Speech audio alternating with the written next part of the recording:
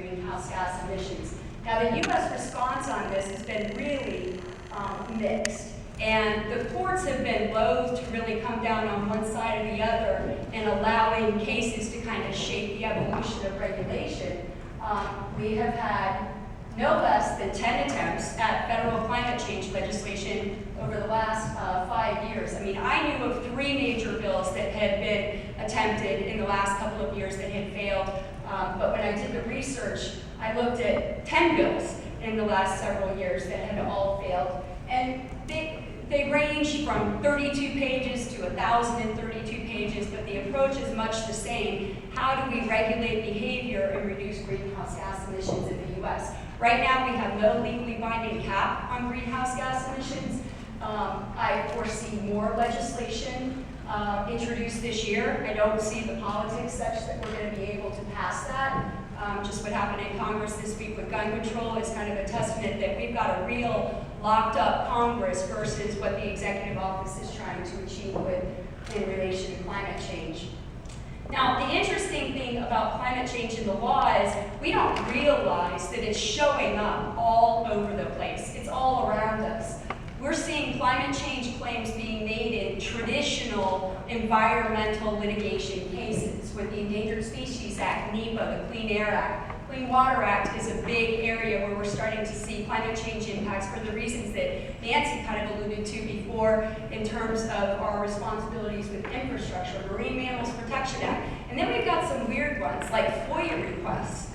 What access do people have to the science? We need our scientists to be able to debate and go back and forth and arrive at conclusions. And then when people get information through a FOIA request, sometimes that information is taken out of context, and then we have the believers and the non-believers debate. That was the Global Climate Change Research Act to try to promote the ability of scientists to be able to exchange information. The Federal Trade Commission is another one. We're starting to see regulation in terms of how companies brand themselves and market themselves with green products. Most of the attempts that we've seen with climate change legislation so far have gone with the approach of cap and trade. We're going to stop emissions on some level and then force the market to create an economic market to trade the ability to pollute. And those are the programs that we have not seen pass through federal legislation.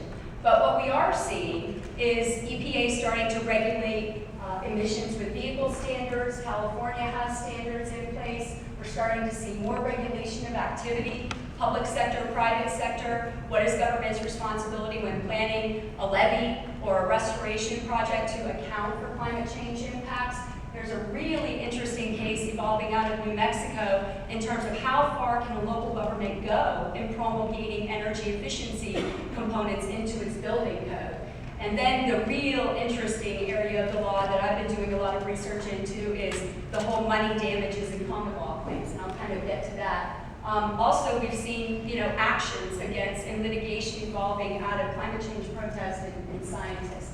Now, I've been tracking this database out of Columbia Law School for about 4 years now, and when I started tracking this database, it had about 40 cases, and it was about 3 pages long.